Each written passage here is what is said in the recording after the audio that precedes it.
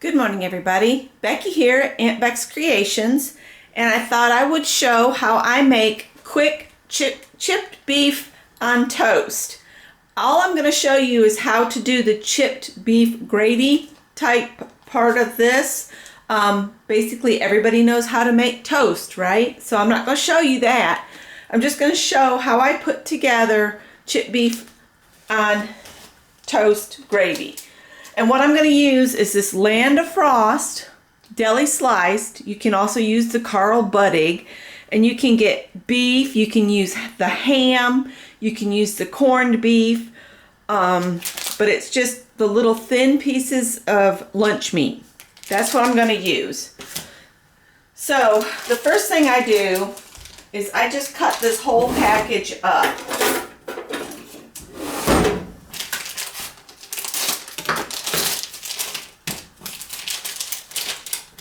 And it's just thin little slices of meat.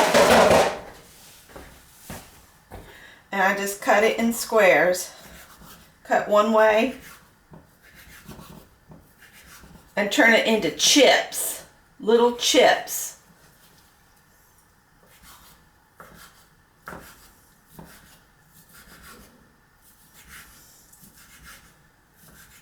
My grandmother actually used to make this with canned tuna. She would drain the tuna and just add the tuna to the gravy. So now let's do the gravy. I've got about 1.5 cups of milk, a couple tablespoons of flour, and in this pan I'm going to melt a couple tablespoons of butter.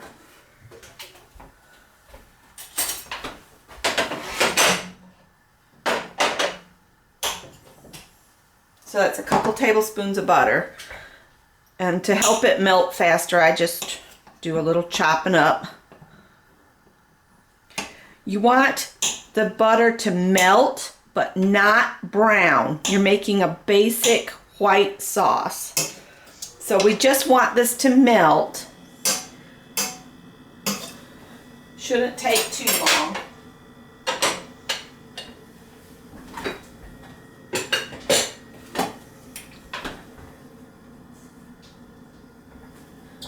Once it's melted, we're going to add the flour and kind of whisk it in to thicken with the butter. And then you slowly add the milk, and then you just put the meat in and heat it. I like a lot of pepper in mine, so I'll add a lot of freshly ground pepper. But, you know, and I don't add salt because this packaged lunch meat already contains a ton of sodium. So I don't need any more salt from, you know, a salt shaker. So you can see how it's melting quickly because I cut it up. Just stir it around here. Just try to get it melted but not browned. Now if you wanted it to melt really quick, I would suggest just cubing your butter. Just, you know, cut it into little tiny pieces and then it would melt quicker and you could move on. Bernadette, don't hit my camera pole.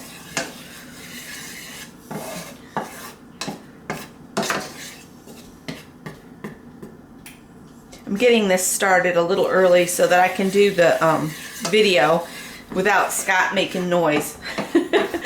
He's still at his appointment. He had to go do blood work. And you see when you cut the butter small, it melts really quick. Okay, I'm just going to shake this over the butter. I'm not going to dump it all in one spot. Try to spread it out on the butter. And then we're going to stir this in to dissolve the flour in the butter. It'll combine with the butter and you won't get lumps. You just got to work your lumps out now with the butter.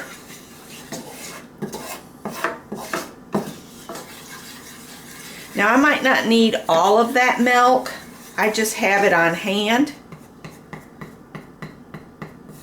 If I don't use it all, I'll make myself a cup of tea and add the milk to my tea. I don't put it back in the jug, or I just drink it. I just want to make sure I have enough at hand. Alright, the flour is all now combined with the butter, and there's no more chunks of flour there. Now when you do a roux, you know, you keep cooking it and you brown it, but I want just a white sauce. I don't want it browned. So I'm going to start adding some milk, and I stir it in.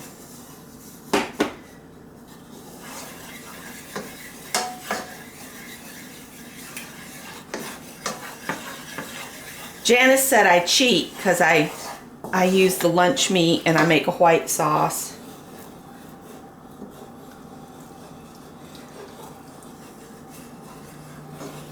When it starts getting real thick, add a little bit more milk. Just stir it down.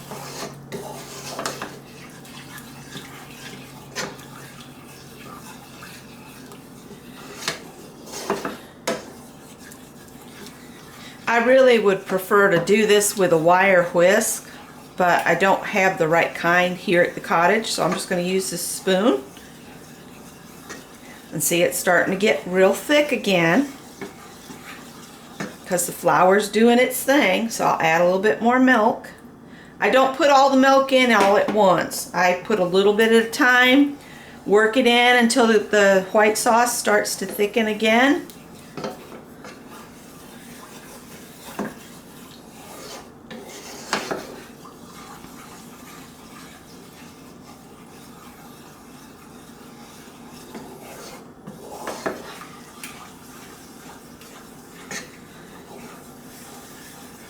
And see how it leaves a trace of where the spoon went?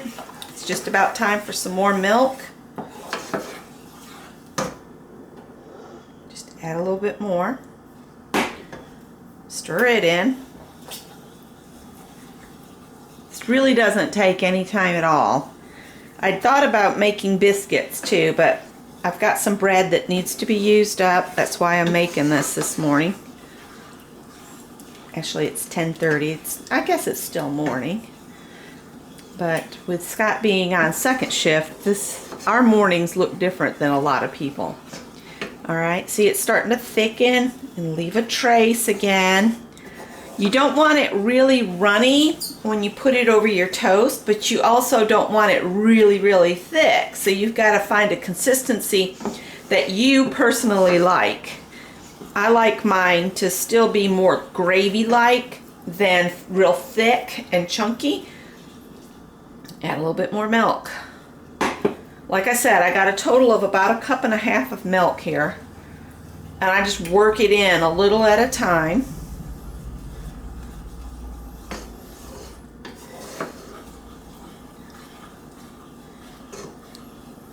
And what I'll do is, since Scott hasn't texted me that he's on his way back yet, I'll just turn the heat off and put a lid on this.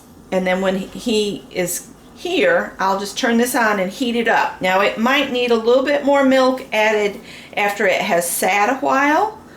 But that's fine. I have some more milk, okay?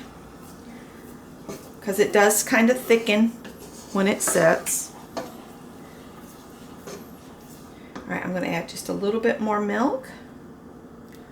And I'm going to go ahead and put the meat in.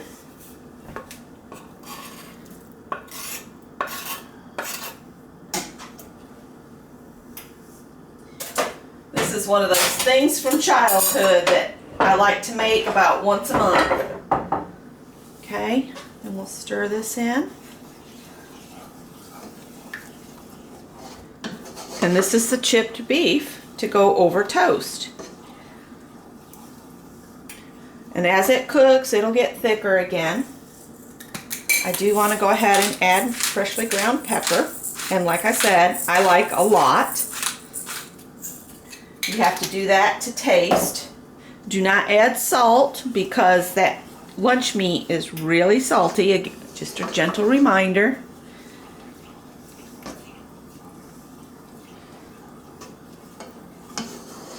And in another pan, I'll make up scrambled eggs, and that'll be our breakfast this morning. But what you do is you just make a slice of toast, butter it, and put some of this on it, and then have your eggs on the side. Very yummy. This may need a little bit more milk. We'll see.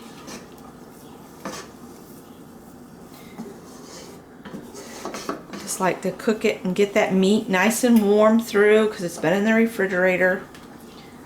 And this is a cheater method for chipped beef on toast, but if you have a nice cold morning, this is kind of a comfort food.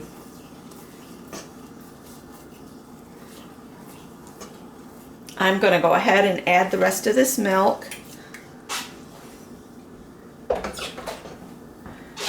Looks like I got some cleanup to do. I got some milk on the stove.